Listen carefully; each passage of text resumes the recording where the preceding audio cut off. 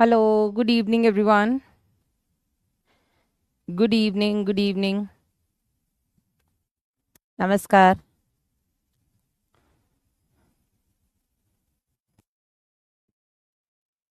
Hello बेटा. Finally हाँ. अरे यार last Tuesday I couldn't take class. मेरे ना पैर में मोच आ गई थी. हाँ, मैं गिर गई थी. तो मैंने वेडनेसडे वाली क्लास भी जो सुबह 9 बजे होती वो भी नहीं ले पाई थी. वो भी शाम को हो गई थी. कोई लिख रहा है मैम को डर लग रहा है क्लास में लग जाए. नहीं बेटा, हमारा कल रात ही फाइनल हो गया था ऑफिस में कि I will take the class. लेकिन मुझे 6:15 बजे का पता था, मुझे 4 बजे का नहीं पता था. मैं सो रही थी जब 3:36 पे फ़ोन आया कि मैडम क्लास है. I was like okay. हाँ जी. ईद का चांद हो गए हो. हाँ देवराज, ऐसा ही होता है अब कुछ. अब तुम्हें भी ईद का चांद बन जाना चाहिए. सबसे छुप के अपने सिलेबस में घुस जाना चाहिए. समझ रहे हो? अड़ोसी पड़ोसी को अब तुम नहीं दिखने चाहिए देवराज साहब. समझे? चलिए. हाँ अभी ठीक है बेटा. पेन अब आज तो बिल्कुल नहीं है, कल तक तो फिर भी था थोड़ा बहुत. चलिए. प्राणियों में संरचनात्मक संगठन. ये चांद कोई दीवाना है. और कुछ बच्चा तो पहले वो कर लो, उसके बाद पढ़ाई. मैम आप चेंज लग रही हो. मैम मोटी हो गई हैं वापस से. सर्दियाँ आती हैं मैडम फूल जाती हैं. हाँ. मैडम उस किशमिश की तरह है जिसको सर्दियों में फुला दिया जाता है, गर्मियों में फिर भी थोड़ी मैडम पिचक जाती है. हाँ जी. अरे सतीश बस कर भाई. बहुत वेट रहता है आपकी क्लास का. आई आई टोटली अंडरस्टैंड दिव्यांशु, लेकिन अब आपको आ, थोड़ा सा वो होने की था. अभी जस्ट खेत से आ रहे हैं.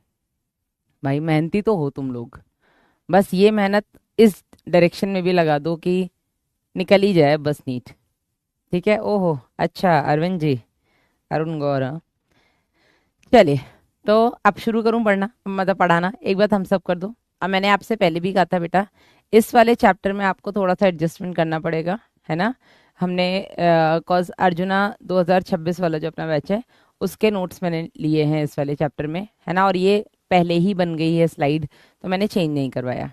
बट हाँ आई एश्योर यू कि नेक्स्ट चैप्टर से बेटा हमारा जो भी क्लास होगा वो आपके आप लोगों के जो 2025 वाला बैच था उससे निकाल करके लेके आऊंगी. ठीक है.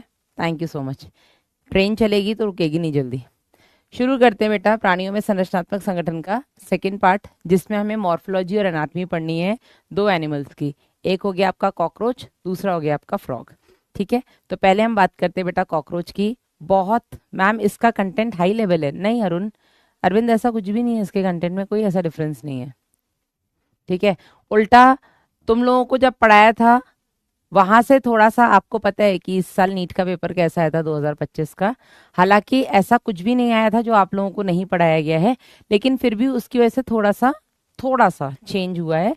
हमने किया है क्योंकि 2025 का लेवल बहुत हाई आ गया है. हालांकि बायो में ऐसा कोई हाई नहीं आया है, बस स्टेटमेंट थोड़े लंबे आए हैं और कुछ नहीं. बायो का पेपर लेंदी था, बायो का पेपर टफ नहीं था. ठीक है. तो बस उसका थोड़ा सा असर आपको देखने को मिलेगा, और ऐसा कोई कंटेंट में आपको डिफरेंस देखने को नहीं मिलेगा.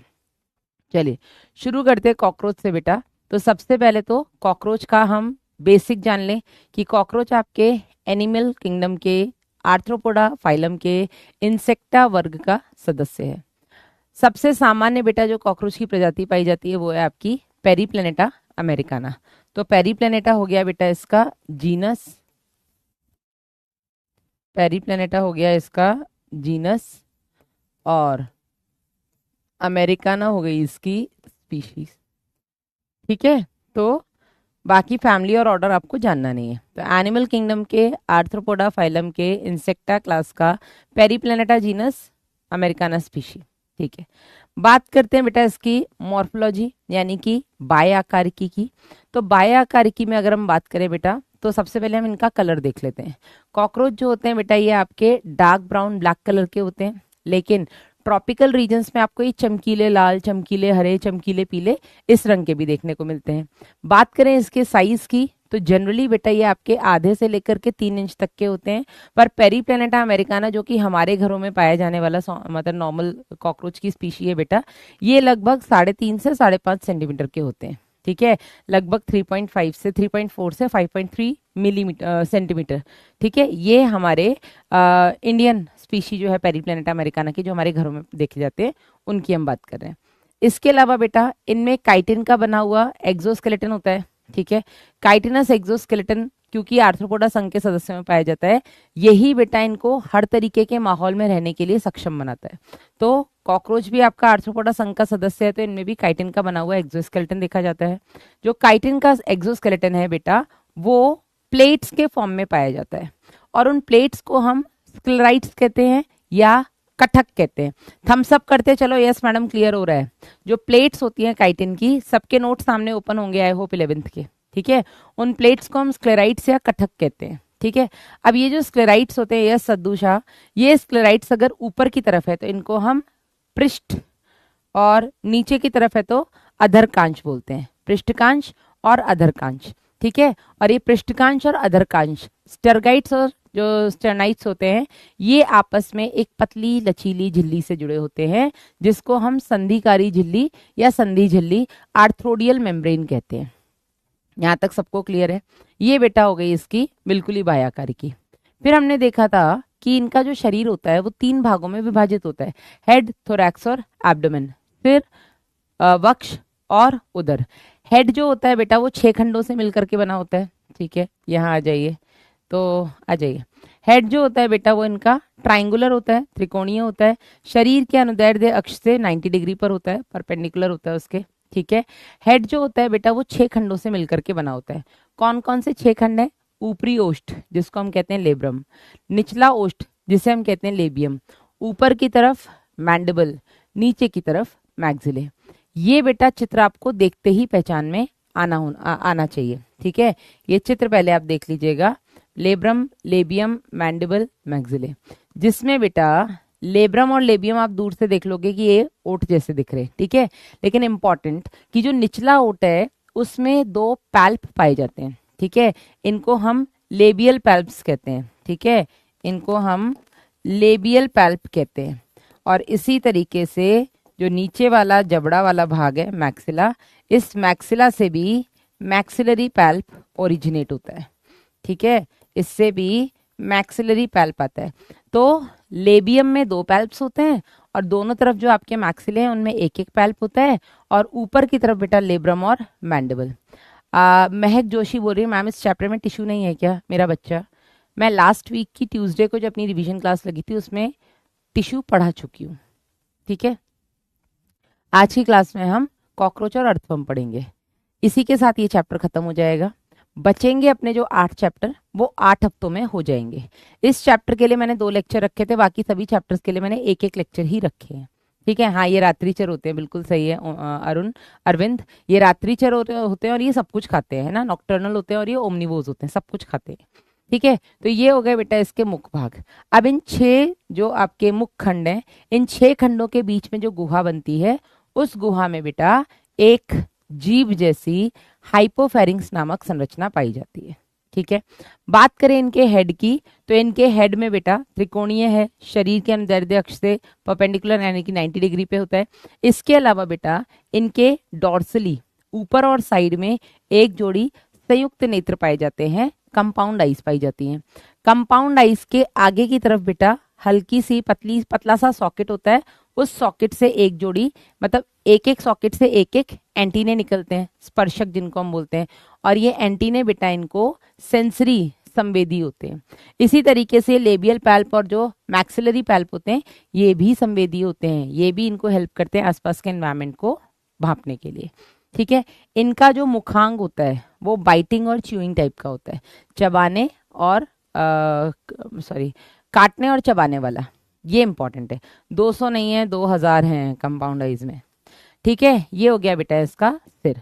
बात करें बेटा इसके वक्ष की, तो इनके वक्ष में बेटा 3 खंड होते हैं, ठीक है।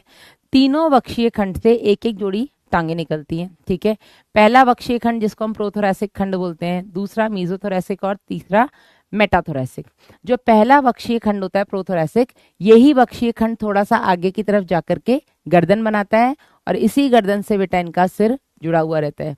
क्योंकि बेटा इनकी गर्दन बहुत ही लचीली होती है, इसीलिए ये सब दिशाओं में अपना सर घुमा सकते हैं, ठीक है।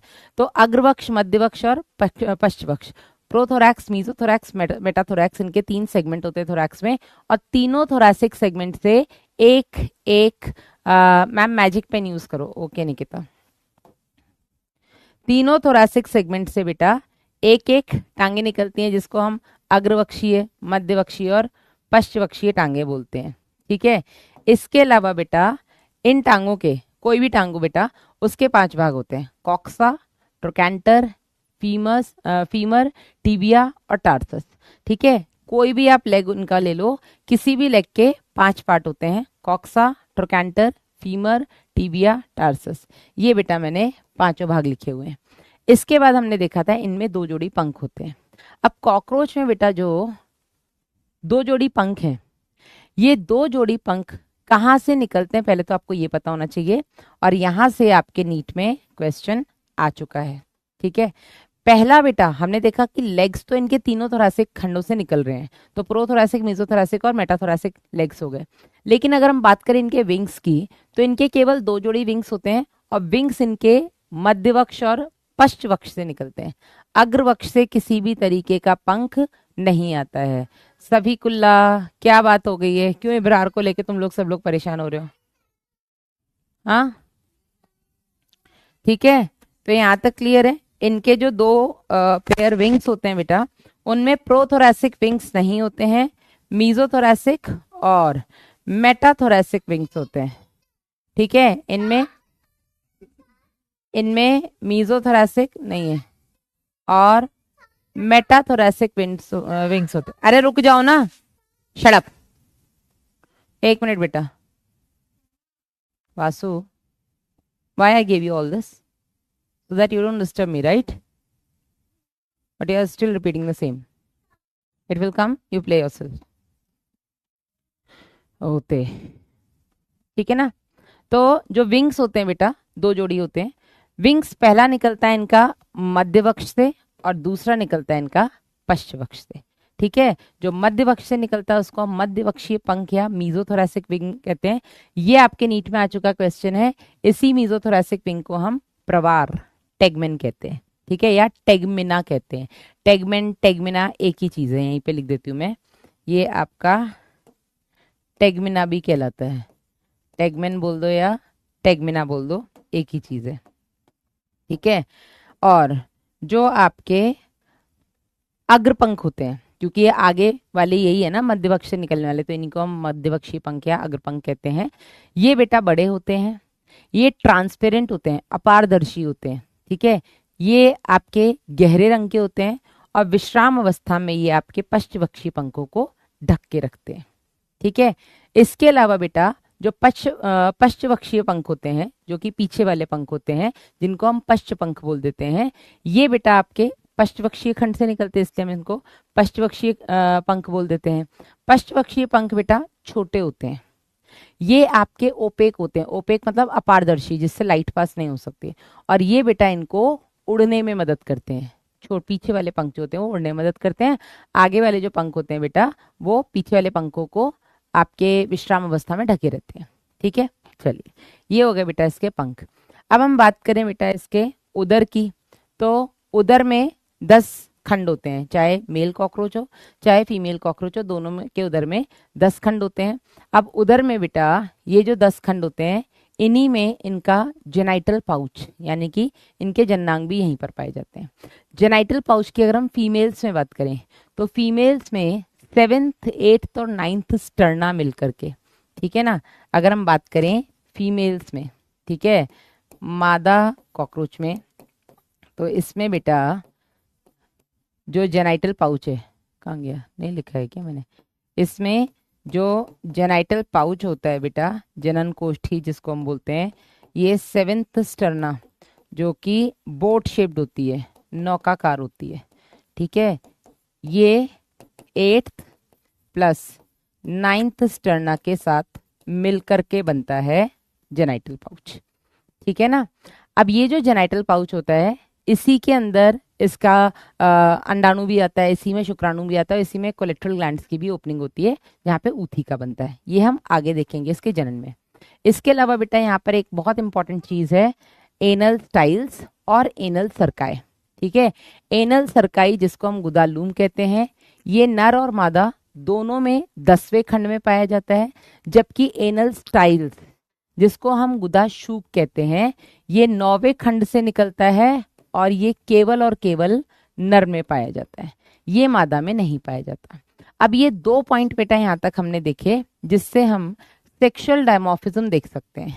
सेक्सुअल डायमॉर्फिज्म मतलब आप देख करके बता सकते हो कौन सा नर कॉकरोच है और कौन सा मादा कॉकरोच है। तो सबसे पहला बेटा जो पॉइंट है नर और मादा कॉकरोच को आइडेंटिफाई करने का मॉर्फोलॉजिकली यानी कि बाहर से, वो है इनके पंख। जो मेल कॉकरोचेस होते हैं इनके अग्रपंख इतने बड़े होते हैं कि वो आखिरी उदर खंड से भी बाहर गए होते हैं, ठीक है। लेकिन फीमेल कॉकरोचेस में जो पंख होते हैं अग्रपंख वो छोटे होते हैं, मतलब आखिरी उदर खंड से पहले ही खत्म हो जाते हैं। दूसरा इंपॉर्टेंट पॉइंट बेटा कि मेल कॉकरोच में एनल स्टाइल्स पाए जाते हैं जो कि फीमेल कॉकरोचेस में नहीं पाए जाते हैं, और ये बहुत इंपॉर्टेंट है क्योंकि यहां से आपके नीट में अब तक 3 से 4 बार क्वेश्चन पूछा जा चुका है। यस मैम, जो अर्जुना में नहीं थे उनके लिए नोट्स कहाँ से लें? देवराज, मैंने हर क्लास में एक ही चीज नहीं बोलनी है ना, है? या ये बोल दो मैडम हम सुनना ही नहीं चाहते, हम बस आपका टाइम वेस्ट करना चाहते हैं, तो better you waste your time, ठीक है। चलिए आगे बढ़ते हैं। ये हो गया इसका बाह्याकारिकी। अब हम बात करते हैं इसकी आंतरिकी यानी कि एनाटॉमी की। तो आंतरिकी में बेटा हम इसके सारे सिस्टम्स पढ़ने वाले हैं, ठीक है। इसका digestive system, respiratory system, circulatory system, excretory system, इसके अलावा नर्वस सिस्टम एंड आपका रिप्रोडक्टिव सिस्टम, ये 6 सिस्टम्स बेटा हम कॉकरोच में पढ़ते हैं। तो सबसे पहले हम बात करेंगे बेटा इसके आपके डाइजेस्टिव सिस्टम की, पाचन तंत्र की। तो पाचन तंत्र की अगर हम बात करें तो इनमें आहार नाल होती है। आहार नाल जो होती है बेटा इनकी वो 3 भागों में विभाजित होती है। कौन कौन से हो गए वो 3 भाग आप देख सकते हैं स्क्रीन पे, फोरगट, मिडगट और हाइंडगट। ये जो बेटा इनके तीनों भाग हैं, अग्र आंत, मध्य आंत और पश्चात, ये तीनों भाग बेटा यहां पर आपको क्लियर दिख रहे हैं, ठीक है। अग्रांत, मध्यांत और पश्चात। अग्रांत और मध्यांत की संधि पर यहां पर आप देखेंगे ये वाला भाग अग्रांत और मध्य, यहां पर अग्रांत खत्म होती है, यहां से मध्यांत शुरू होती है।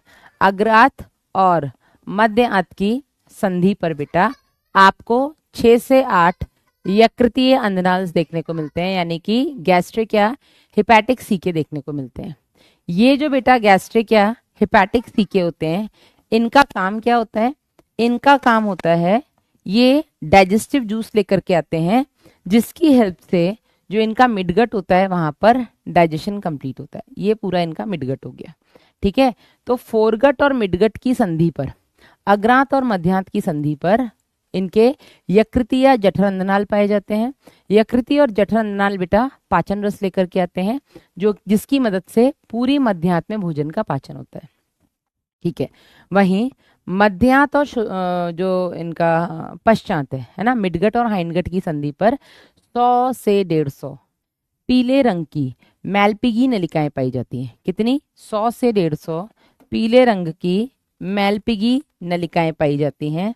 और ये जो बेटा 100 से 150 पीले रंग की मैलपिगी नलिकाएं हैं ये इनको एक्सक्रीशन यानी कि उत्सर्जन में मदद करती हैं, ठीक है। अब हम इसके पूरी आहार नाल के भाग देख लेते हैं। तो खाना बेटा ये मुख से लेते हैं, मुख गुहा में जाता है या ग्रसनी में जाता है, ग्रसनी से आगे ग्रसिका में जाता है, ग्रसिका से बेटा ये शस्थ में जाता है, शस्थ से बेटा ये गिजर्ड पेशनी में जाता है, पेशनी जिसको हम प्रोवेंट्रिकुलस भी बोल देते हैं, ठीक है। इसके बाद बेटा ये पेशनी के साथ ही खत्म हो जाती है इसकी अग्रांत। इसके बाद ये जाता है भोजन इसकी मध्यांत में, मध्यांत जहां पर यकृति अंधनाल की से पाचन रस आया था, और मध्यांत में उस पाचन रस में जो एंजाइम्स थे उसकी मदद से भोजन को पूरी तरह से पचाया जाता है। और मध्यांत के बाद बेटा शुरू हो जाती है आपकी पश्चात। मध्यांत और पश्चात की संधि पर 100 से 150 मैलपी नलिकाएं जिनका काम हम आगे देखेंगे। और यहाँ पर बेटा शुद्रांत्र, बृहदांत्र, मलाशय रेक्टम और गुदाद्वार जिससे कि बाहर चला जाता है, ठीक है। अब यहीं पर छोटी छोटी चीजें जैसे कि शस्त्र का क्या काम होता है? क्रॉप जो होता है बेटा ये भोजन को संग्रहित करके रखता है, ठीक है। गिजर्ड में काइटिन की बनी हुई 6 संरचनाएं पाई जाती हैं जो कि दांत जैसी बन जाती हैं और ये भोजन को पीसने में मदद करती हैं। तो क्रॉप भोजन को स्टोर करता है और गिजर्ड में उसको पीसा जाता है। ठीक है, यहाँ तक सबको क्लियर है। एक और बहुत इंपॉर्टेंट चीज, पूरी की पूरी आपकी जो अग्रांत और पश्चात होती है, ये आपकी पूरी अग्रांत हो गई। ठीक है, ये, और ये आपकी पूरी बेटा पश्चात हो गई। पूरी की पूरी अग्रांत और पश्चात ये बेटा क्यूटिकल से लाइंड होती है, आस्तरित होती है। ये जो बेटा क्यूटिकल होती है, प्रतिभा क्या करना है बेटा, सफेद बाल दिखें काले दिखें क्या फर्क पड़ता है तुम्हें? नीट में ये थोड़ा ना आएगा मैडम के कौन सी क्लास में बाल सफेद हो गए थे, या मैडम के बाल पकने का कारण बताइए, ABCD, ऐसा कुछ नहीं पूछा जाएगा प्रतिभा। क्या पूछा जाएगा इसकी मैं 100% गारंटी नहीं लेती हूँ, पर 90% गारंटी के साथ पढ़ाती हूँ। पर क्या नहीं पूछा जाएगा इसकी मैं 200% गारंटी लेती हूँ। बिलीव मी प्रतिभा, मैडम के बाल सफेद होने का कारण वहां नहीं पूछा जाएगा। ठीक है, अयानो कोजी कियोटाका, मम्मी से बोलिएगा आपका आशीर्वाद है, बिल्कुल सही है। ठीक है, चलिए। तो क्यूटिकल बेटा आपके फोरगट और हाइंडगट की लाइनिंग बनाती है, लेकिन मध्य हाथ में आपके मिडगट में क्यूटिकल की लाइनिंग नहीं होती है।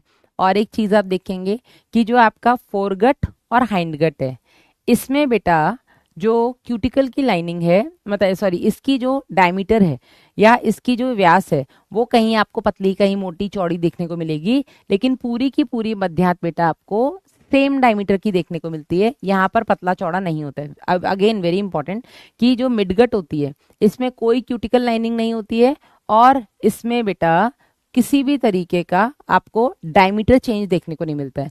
पूरी की पूरी मध्यात समान व्यास की होती है। ठीक है, चलिए। अब फन तो ठीक है, लेकिन बेटा अभी पढ़ाई कर रहे हैं ना, फालतू अपना दिमाग तुम पढ़ाई से हटा रहे हो, फिर तुम कहते हैं रिवीजन नहीं होता हमारा। चलिए, तो ये मैंने आपको लिख दिया। अग्रांत और मध्याह्न की संधि पर 6 से 8 यकृत या जठरनाल होते हैं, जो कि बेटा पाचन रस लेकर के आते हैं, जिसमें एंजाइम्स होते हैं जो भोजन को पचाने में मदद करते हैं। मध्याह्न और पश्चात की संधि पर, ये नीट में आ चुके क्वेश्चन है, इसलिए मैंने यहाँ पर स्टार बना करके अलग से लिखे हुए हैं। ठीक है, उत्सर्जन में मदद करती हैं आपकी 100 से 150 मैलपी की नलिकाएं। बात करते हैं इनके रेस्पिरेटरी सिस्टम की।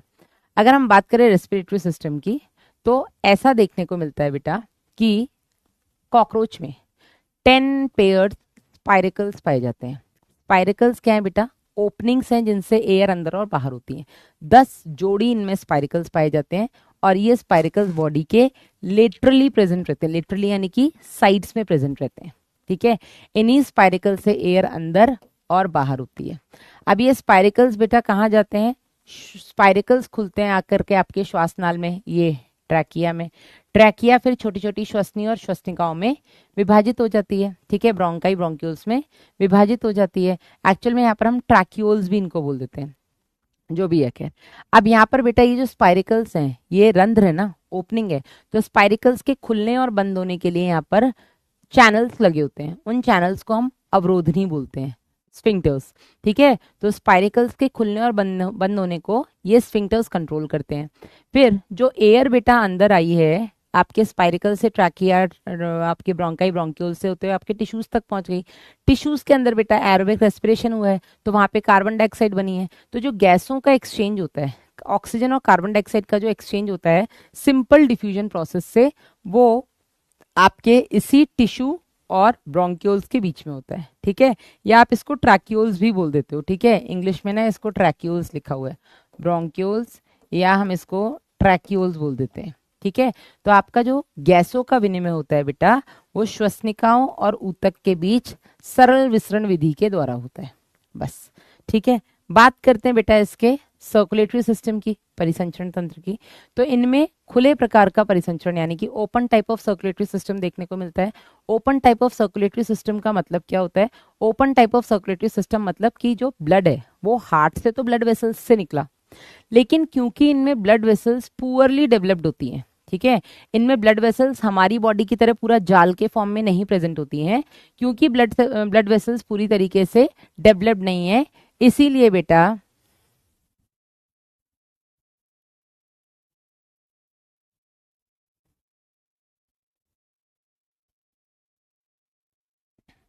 ये है मेरे बच्चे, यही चीज बस मैं कभी कभी, अभी जो मुझे इस साल अर्जुना 2.0 मिला है उसमें मिस करती हूँ, कभी कभी यकीन में भी।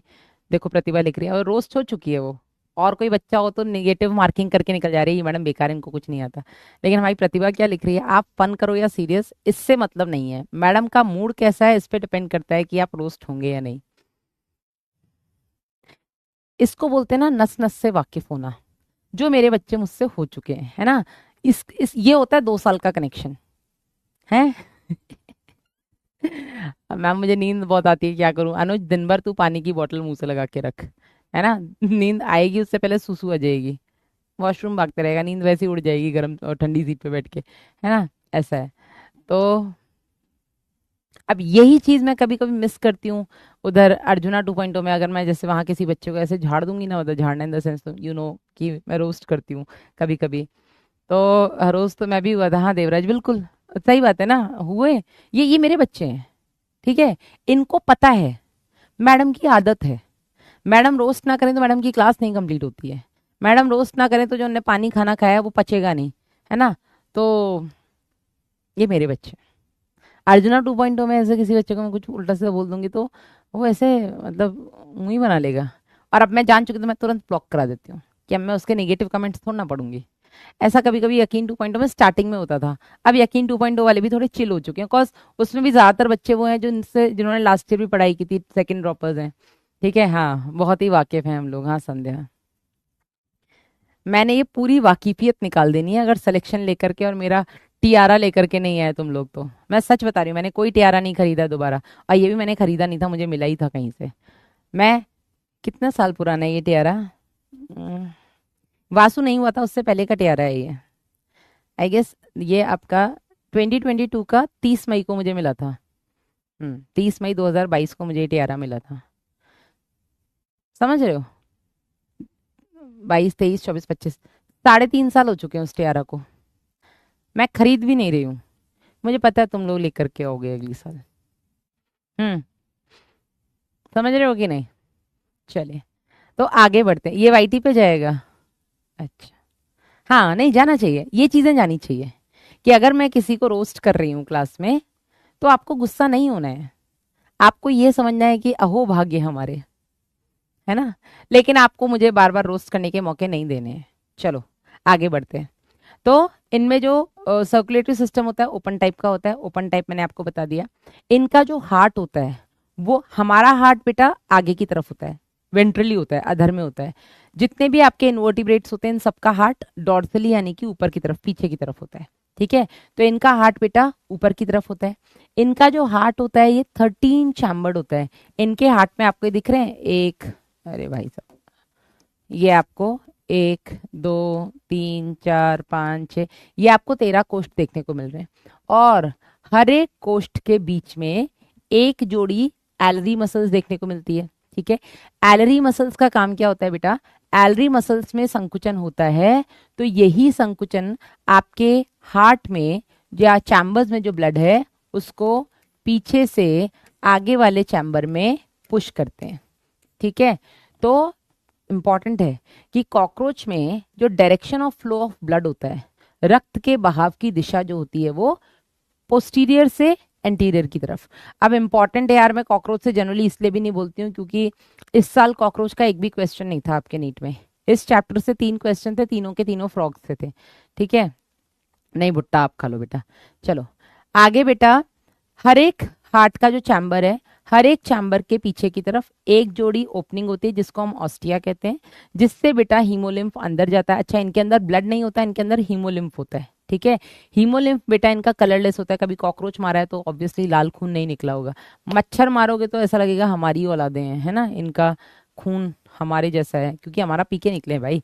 लेकिन जो कॉकरोच है, अगर आप उसको मारोगे तो आपको ऐसे ग्रेइश वाइट सा कुछ चिपचिपा सा पदार्थ दिखता है। वहां पर बेटा आपको ब्लड नहीं दिखेगा, मतलब रेड कलर का ब्लड नहीं दिखेगा क्योंकि इनके पास ग्लोबिन नहीं होता है। तो इनके पास बेटा जो हीमोलिम्फ होता है, वो हीमोलिम्फ जो होता है उसमें प्लाज्मा जो है वो कलरलेस होता है, इसमें आरबीसीज नहीं पाए जाते हैं। ठीक है, और एक चीज बेटा, इनका जो हार्ट होता है वो न्यूरोजेनिक होता है। न्यूरो मतलब ब्रेन, नर्वस सिस्टम। तो इनका हार्ट इनके दिमाग की सुनता है। हमारा हार्ट दिमाग की सुन ही नहीं सकता, कोई मतलब नहीं है। दिमाग को तो पता है वो लड़की खराब है या वो लड़का खराब है, नहीं नहीं मेरी वाली ऐसी नहीं है। दिल तब भी यही कहता रहता है। दिमाग को पता है कि सारी एक जैसी होती हैं। शुरू शुरू में ये चाहे लड़के हों सारे, वो सब बहुत अच्छे होते हैं, मीठे होते हैं, अच्छे से आपकी केयर करेंगे और सब करेंगे, है ना। तो दिमाग को तो पता है कि शुरू शुरू वाला फेज है, एंजॉय कर लो जितना करना है, बाद में ये सब एक जैसे हो जाएंगे। ठीक है, ऐसे लड़के को भी पता है कि लड़कियां शुरू शुरू में इतनी अच्छी बनती हैं, बाद में ये सब जो अभी सीधी गाय दिख रही है बाद में सब शेरनियां निकलने वाली हैं। लेकिन फिर भी सबको लगता है नहीं नहीं मेरी वाली अलग है या मेरा वाला अलग है, और बंध जाते हैं गलत रिश्तों में। घर वालों के समझाने के बाद भी, ठीक है माना कि सबकी वाली एक जैसी होती, लेकिन फिर भी सबकी वाली के एक जैसे होने का एक्सटेंट थोड़ा अलग अलग होता है। ठीक है, कुछ रिश्ते इतने ज्यादा हो जाते हैं कि डिवोर्स तक चले जाते हैं, नीले ड्रम तक चले जाते हैं। बाकी के रिश्ते नॉर्मल यार लड़ते भिड़ते निकल जाते हैं। ठीक है, तो वो नीले ड्रम तक नहीं जाने चाहिए, कट के फ्रिज में बंद वाला होने तक नहीं जाने चाहिए। बाकी तुम खूब करो लड़ाई मड़ाई, कौन मना करे। एक पति पत्नी का ही तो रिश्ता ऐसा है जो निस्वार्थ लड़ता है। बाकी भाई भाई स्वार्थ के लिए लड़ रहे हैं, मुझे जमीन चाहिए, मुझे ये चाहिए। भाई बहन तो स्वार्थ के लिए लड़ रहे हैं। ठीक है, समाज में सब स्वार्थ के लिए ही लड़ रहे हैं सिवाय पति पत्नी के। ठीक है, लेकिन लड़ाई इस हद तक नहीं जानी चाहिए कि आपको ड्रम या फ्रिज में बंद किया जाए। ठीक है, चलिए। तो इनका दिल सही है, ये दिमाग के हिसाब से चलता है भाई साहब। ठीक है, इनका न्यूरोजेनिक हार्ट है। हमारा, हाँ कुकर में भी विजय लक्ष्मी है। हमारा मायोजेनिक हार्ट है, मायो मसल्स। हमारा हार्ट अपना खुद का, दिल मेरी ना सुने दिल की मैं ना सुनूं वाला। ठीक है ना।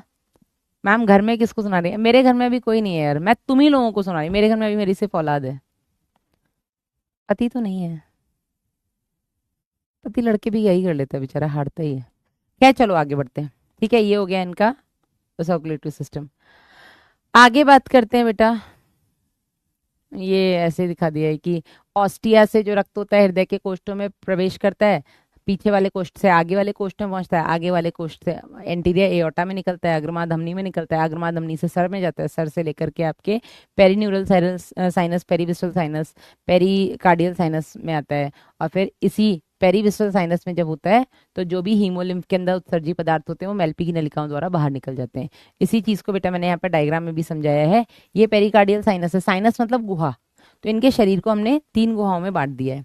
ऊपर हृदय है तो हृदय के चारों तरफ वाली पेरिकार्डियल साइनस, बीच में बेटा,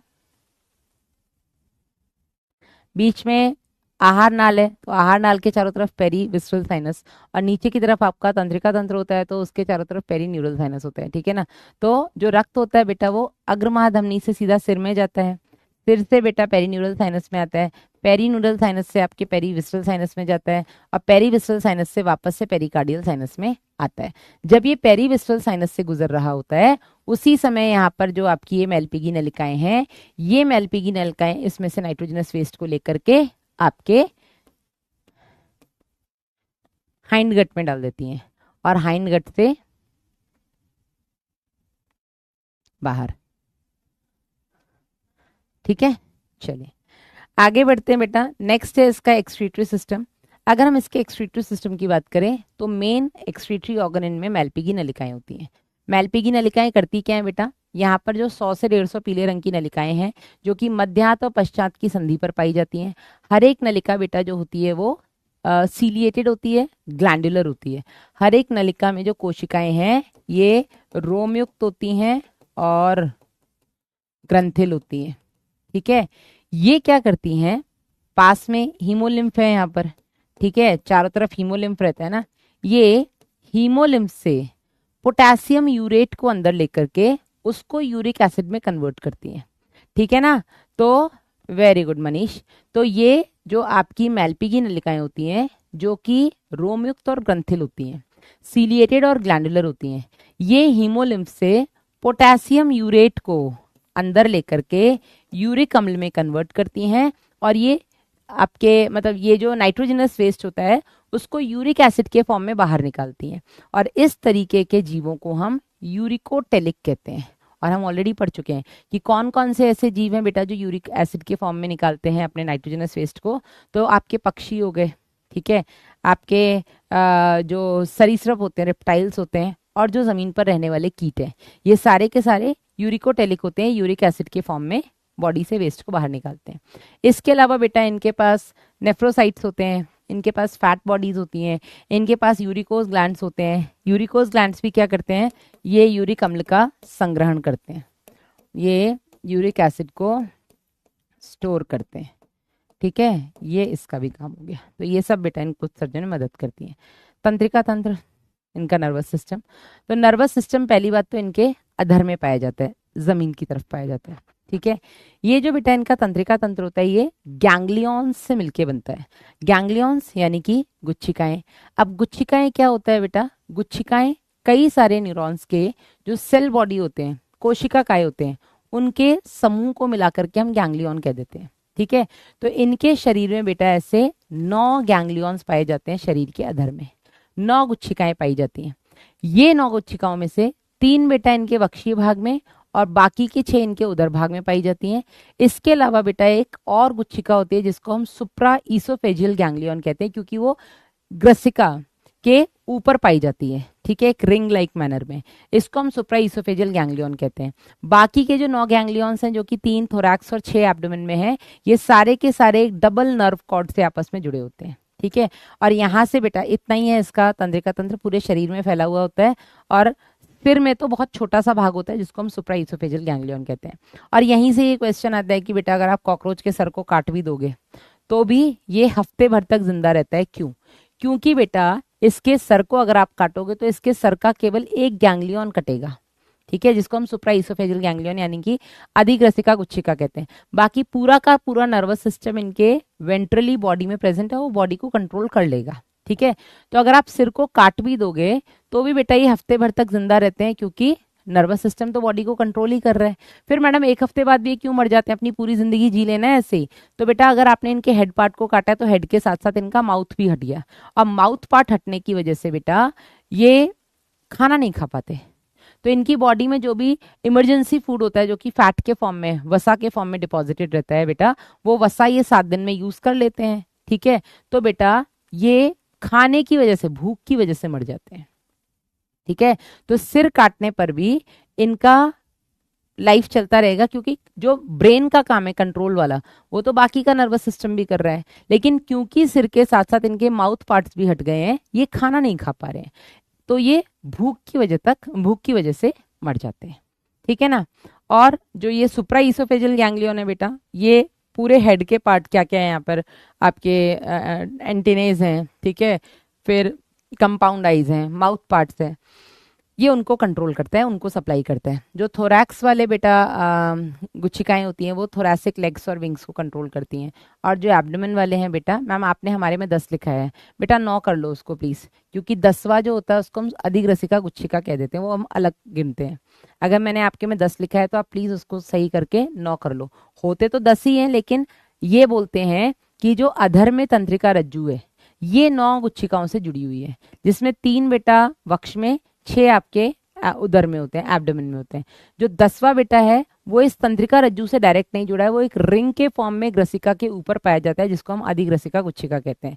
अगर मैंने आपको 10 लिखा है तो आप उसको 9 कर लीजिए, और रौनक कह रहा है नहीं मैडम 9 लिखा है, तो बेटा कोई दिक्कत ही नहीं है फिर तो।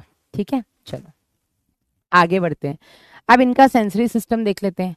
तो नर्वस के बाद आता है सेंसरी। तो सेंसेशन के लिए इनके पास सबसे पहले तो एंटीने होते हैं, सीधे चल रहे हैं, कुछ भी सामने आया तुरंत इन्होंने उसको सेंस किया और अपना रास्ता बदल लिया। इसके अलावा बेटा इनके पास लेबियल पैल्प्स हैं, मैक्सिलरी पैल्प्स हैं, ये भी जमीन की तरफ चीजों को सेंस करते हुए चलते हैं। इनके पास एनल सर्काई हैं, ये भी सेंस करते हैं। एंड मतलब सबसे इंपॉर्टेंट है, 9 ही है गिरजा, ठीक है कोई दिक्कत नहीं है। सबसे इंपॉर्टेंट बेटा इनके पास जो आईज होती हैं वो कंपाउंड आईज हैं, संयुक्त नेत्र होते हैं। ठीक है, संयुक्त नेत्र इसको हम क्यों बोलते हैं, क्योंकि बेटा इनके हर एक आई के अंदर 2000 हेक्सागोनल स्ट्रक्चर्स पाए जाते हैं, जिनको हम ओमेटिडिया कहते हैं। ठीक है, एक है तो ओमेटिडियम होता है, लेकिन 2000 है तो इनको हम ओमेटिडिया कह देते हैं।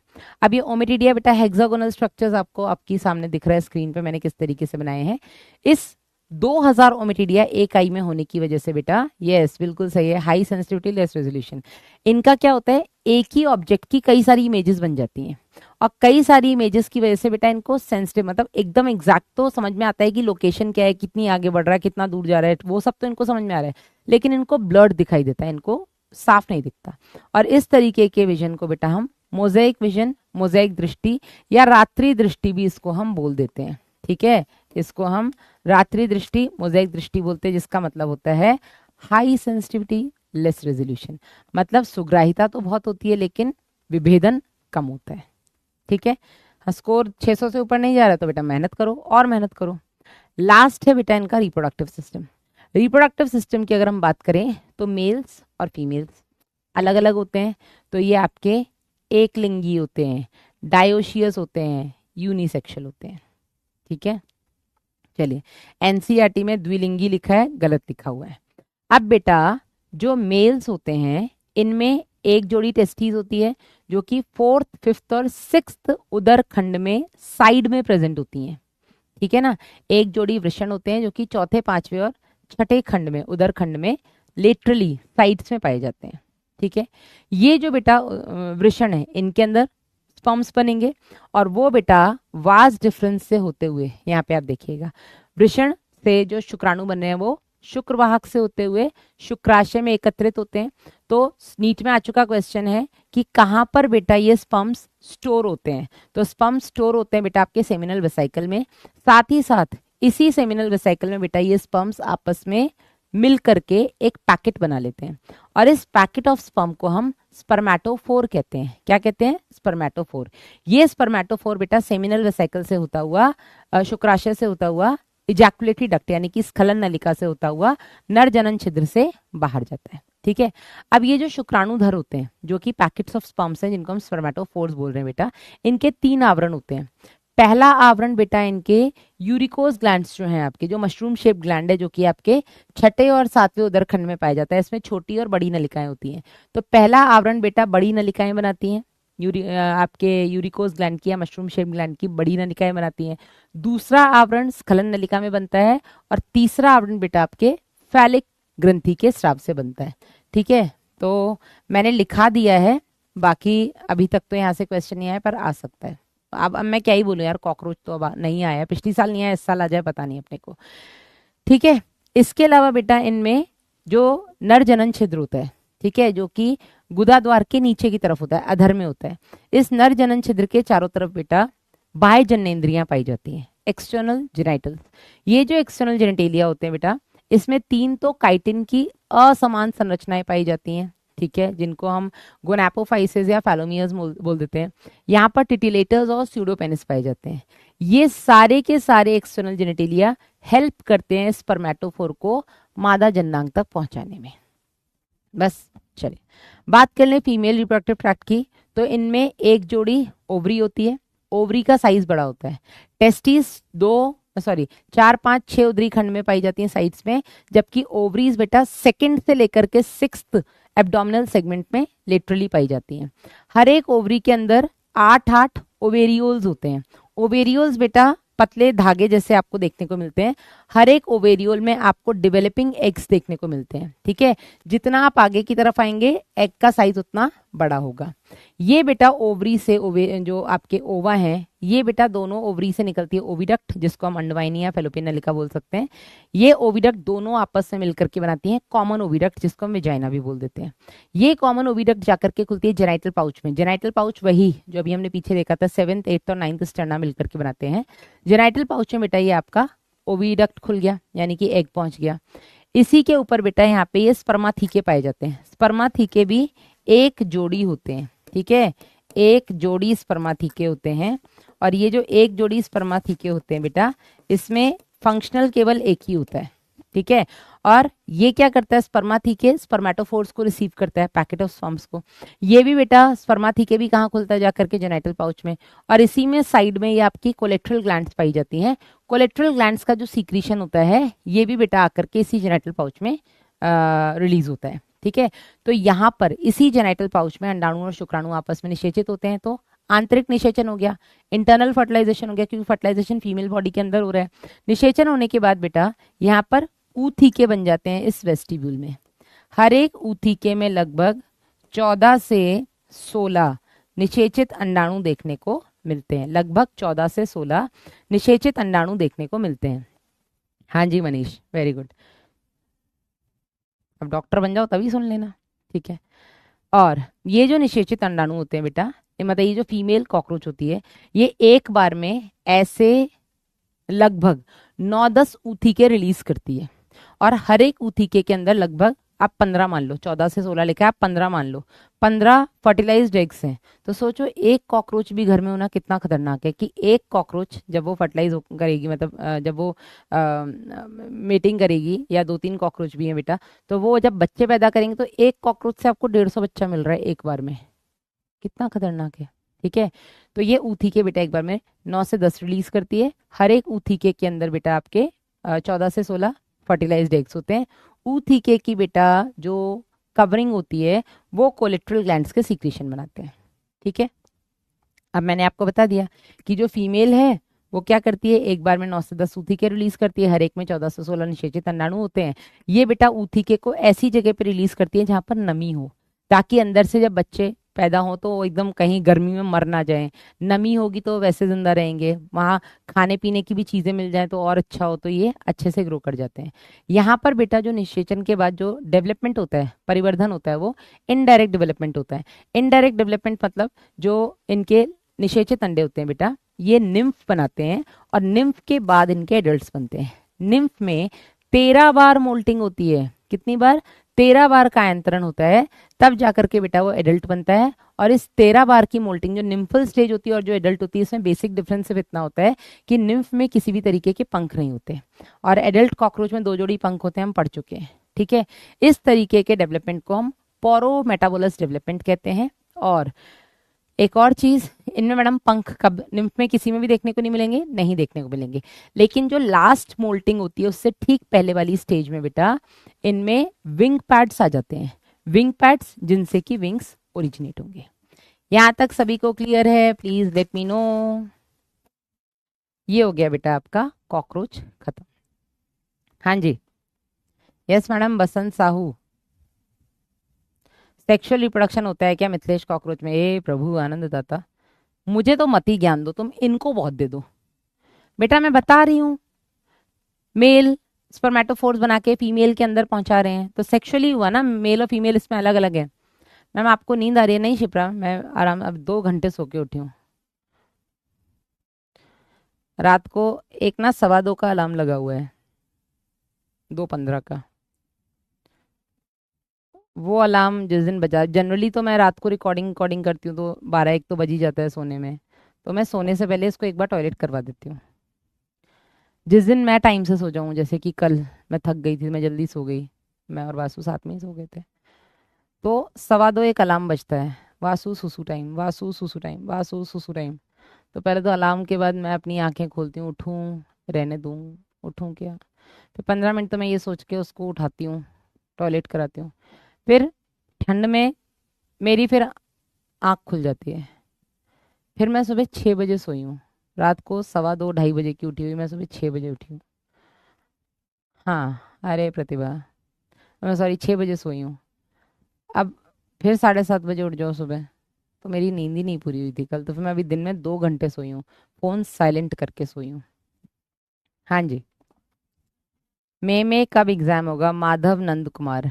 मई का बेटा पहला संडे आई गेस 3 या 4 तारीख, 3 तारीख का पड़ रहा होगा, तो 3 तारीख को एग्जाम होगा। हाँ जी। एनएससीटी क्या है दिसंबर वाला? बेटा ये तो देखना पड़ेगा देवराज, मुझे आइडिया नहीं है। बढ़े हैं आगे, सबको क्लियर है? फ्रॉग, फ्रॉग, कैलाश बताया तो 2 बजे उठ के वासु को सुसु कराती हूँ, क्योंकि वासु सुसु टाइम है वो। अलार्म भी चिल्लाता है, वासु सुसु टाइम, वासु सुसु टाइम। कितनी बार था, क्या चिल्ला रहा है। अब मुझे दिमाग में सेट हो गया है ऐसा। चलिए, तो फ्रॉग को स्टार्ट करते हैं हम। एनिमल किंगडम का रज्जुकी, कॉर्डेटा संघ का, कशेरुकी, वर्टिब्रेटा उपसंघ का, एम्फीबियन, उभयचर क्लास का सदस्य है। और इसमें बेटा भारत में पाई जाने वाली जो फ्रॉग की कॉमन प्रजाति है वो है राना टिग्रीना। तो राना टिग्रीना टिग्रीना में बेटा राना क्या हो गया बेटा, ये हो गया इनका जीनस, और टिग्रीना हो गई इनकी स्पीशीज। ठीक है, अब इनको हम उभयचर क्यों बोलते हैं? इनको हम उभयचर इसलिए बोलते हैं बेटा क्योंकि उभय मतलब बोथ, एम्फी मतलब बोथ, ये जमीन पर और पानी में दोनों में रहते हैं अपनी लाइफ साइकिल को कंप्लीट करने के लिए। ऐसा तो हो सकता है, कैसे अलार्म लगाते हो मैम, कैसे अलार्म लगाते हो बेटा? लगाना पड़ता है, वोकल एक सेट करना पड़ता है। वोकल मतलब वो चिल्ला चिल्ला के बोले कि ये जो आप लिख रहे हो ये बोलेगा वो, ऐसा करके, तो उसको वोकल अलार्म बोलते हैं। अदरवाइज तो 2 बजे अलार्म बजेगा, मैं बंद करके सो जाऊंगी, मैं तो कुंभकर्ण हूँ। हाँ जी, जयपुर आओ कभी तो। जयपुर में कब आई थी अभी? नवंबर में मैं जयपुर नहीं गई हूँ। अक्टूबर में दिवाली के, हाँ नहीं नवंबर में भी गई, मैं 1 हफ्ते रह के आई हूँ। अक्टूबर दिवाली के बाद 1 हफ्ते रह के आई हूँ, हाँ नवंबर में आई थी। चलो, मॉड्यूल के साथ में एमटीजी ले सकते हैं क्या? बिल्कुल शोभित, बायो में करो एमटीजी, कोई दिक्कत नहीं है, लेकिन एनसीईआरटी एट फिंगर टिप्स, वो 38 साल वाली मत उठा लेना प्लीज। ठीक है, तो ऐसा तो हो सकता है कि कोई भी एम्फीबियन अपनी पूरी लाइफ पानी में निकाल दे, लेकिन ऐसा नहीं हो सकता कि कोई भी एम्फीबियन अपनी पूरी लाइफ जमीन पर निकाल दे। क्योंकि अगर कोई ऐसा एम्फीबियन भी है जो पूरी लाइफ जमीन पे रहता है बेटा, तो भी उसको रिप्रोड्यूस करने के लिए पानी में जाना ही पड़ेगा। हर्बेरियम कैसे बनाए, बॉटनी वाले सर से पूछना रौनक। चलिए, अब आते हैं बेटा इसके कुछ और जनरल फीचर्स में। तो पहला जनरल फीचर ये होता है बेटा कि जो फ्रॉग्स होते हैं ये असमतापी होते हैं, हमारी तरह ये गर्म खून वाले नहीं होते हैं। ठीक है, ये आपके कोल्ड ब्लडेड होते हैं, इनको हम पॉइक्लोथर्म्स बोलते हैं। असमतापी होते हैं या अनियत तापी होते हैं, इसका मतलब होता है कि इनके पास अपनी बॉडी के टेम्परेचर को रेगुलेट करने का मैकेनिज्म नहीं होता है जो हमारे पास है। हम सियाचिन में भी जाएंगे तो भी हमारी बॉडी टेम्परेचर 37 डिग्री सेल्सियस रहेगा। हम रेगिस्तान में जाएंगे तो भी हमारा बॉडी टेम्परेचर 50 डिग्री में भी 37 डिग्री सेल्सियस रहेगा। तो we have the ability to maintain our body temperature और to regulate our body temperature, जो कि मेंढक के पास नहीं होती है, और भी बहुतों के पास नहीं होती है। आप देख लो, छिपकली इस मौसम में देखने को मिल रही है, नहीं मिलेगी। ठीक है, आपको कोई भी रेप्टाइल इस मौसम में नहीं मिलेगा, आपको एम्फीबियंस नहीं मिलेंगे। ठीक है, तो ये सब सर्दी और गर्मी में बिलों में चले जाते हैं। ठीक है, ये समर्स में समर स्लीप में चले जाते हैं, जिसको हम ग्रीष्म निष्क्रियता कहते हैं, एस्टाइवेशन कहते हैं। और ये सर्दियों में विंटर स्लीप में चले जाते हैं, जिसको हम शीत निष्क्रियता या हाइबरनेशन कहते हैं। ठीक है, और जब मैंने बोला कि ये निष्क्रिय अवस्था में चले गए, मतलब ये सिर्फ उतना ही काम कर रहे हैं जो जिंदा रहने के लिए जरूरी है सनम। और जिंदा रहने के लिए तेरी कसम सांस लेना जरूरी है सनम। एक मुलाकात नहीं होगी, चल जाएगा। ठीक है, बॉलीवुड में गाना है कि जिंदा रहने के लिए तेरी कसम एक मुलाकात जरूरी है सनम। ठीक है, पर ऐसा नहीं है, वो कवि की कल्पना है जो एक मुलाकात को जरूरी बता रहा है। बिलीव मी, जिंदा रहने के लिए सांस लेना जरूरी है सनम।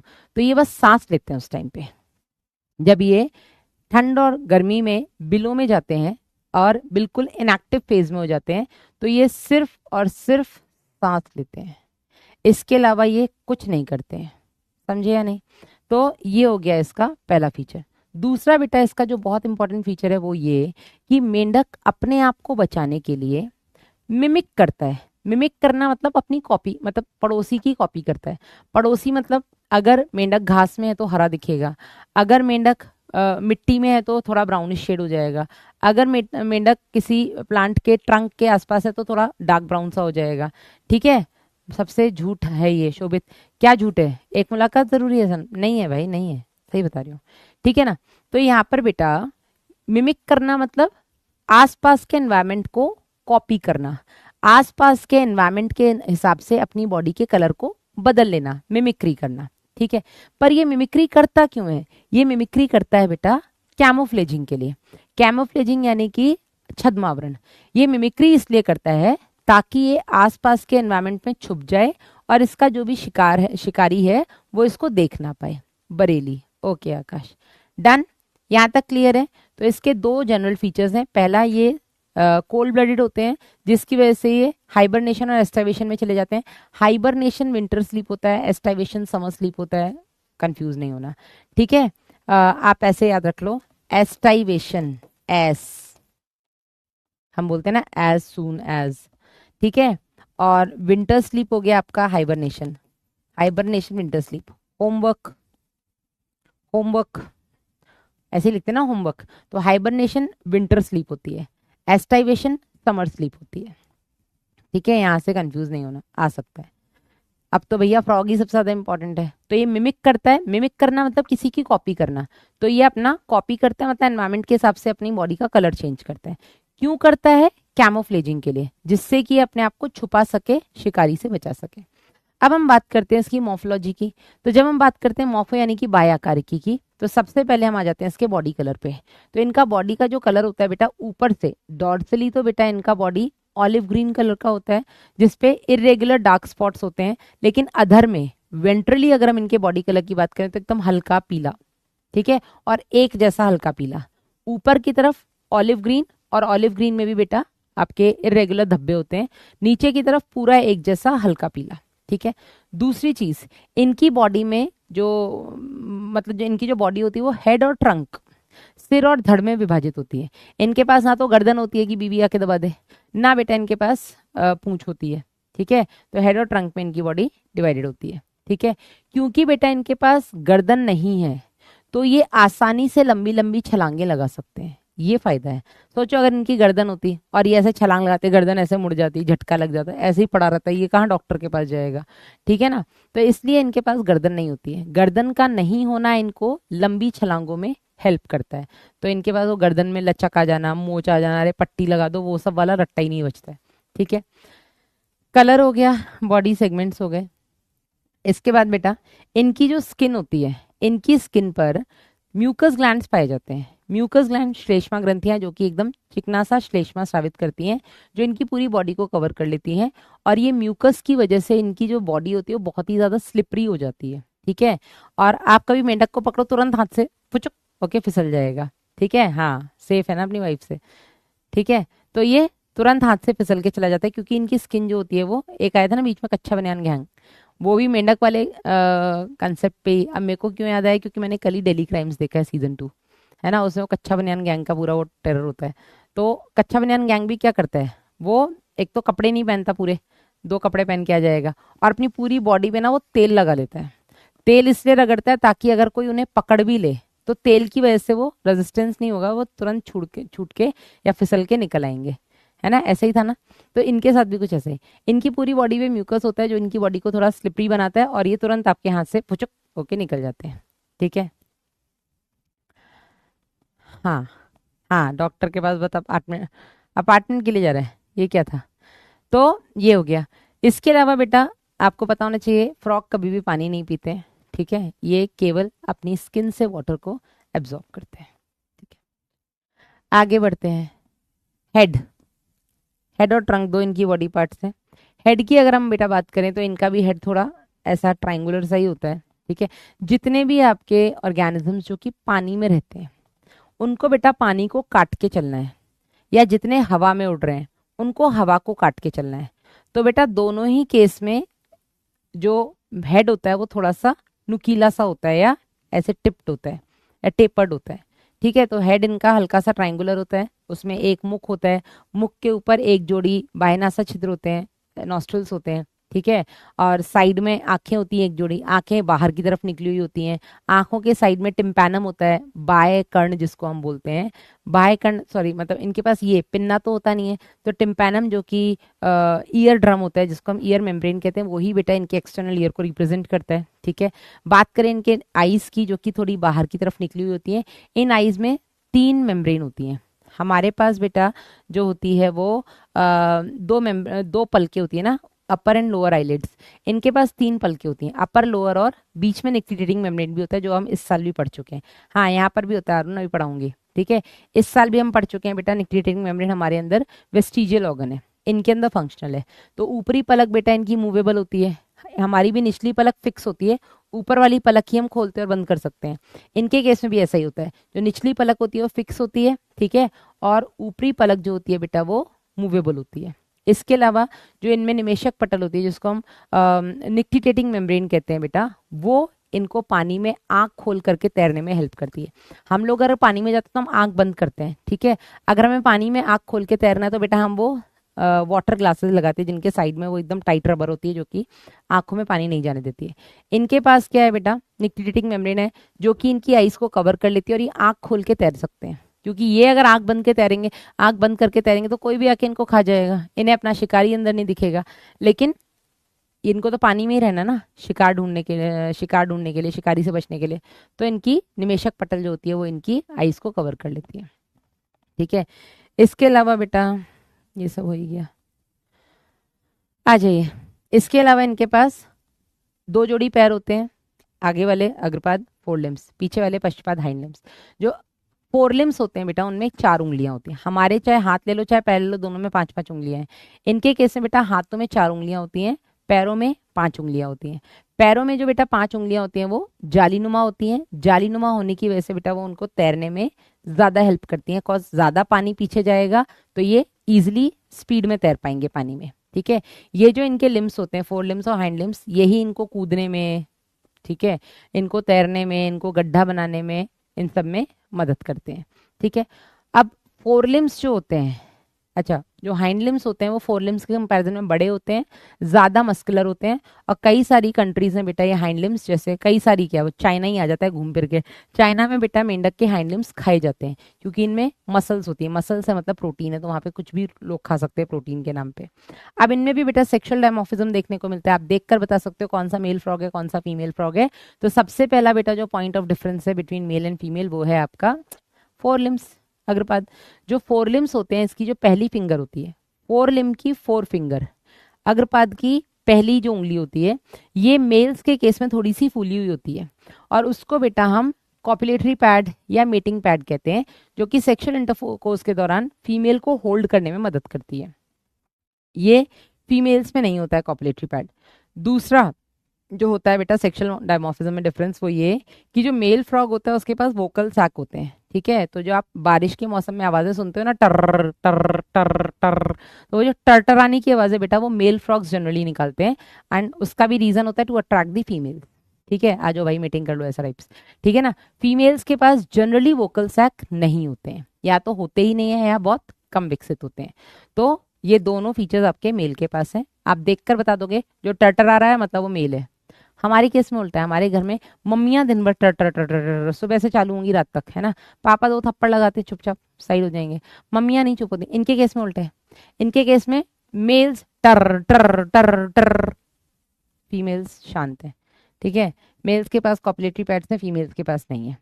आगे बढ़ते हैं बेटा, आंतरिकी की बात करें तो इनके सारे एक एक ऑर्गन मतलब ये सारे सिस्टम्स देख लेते हैं। सबसे पहले बात करेंगे इनके डाइजेस्टिव सिस्टम की। तो डाइजेस्टिव सिस्टम में बेटा इनके पास होता है आहार नाल, एलिमेंट्री कैनाल, और यहाँ पर होती हैं सहायक ग्रंथियां। कॉकरोच में हमने केवल एक ग्रंथि पढ़ी थी आपकी यकृत जठरी अंधनाल, जो कि अग्रांत पश्चात की संधि पर होती है। यहाँ पर बेटा कई सारी पाचन ग्रंथियां होती हैं। अच्छा, अगर हमारा डाइजेस्टिव सिस्टम वाला चैप्टर आपके सिलेबस से हटा दिया गया है, अगर बेटा हमारा डाइजेस्टिव सिस्टम वाला चैप्टर आपके सिलेबस में होता तो हम ये सबको डिटेल में वहां पढ़ते, क्योंकि हमारा और इनका काफी हद तक एक जैसा है।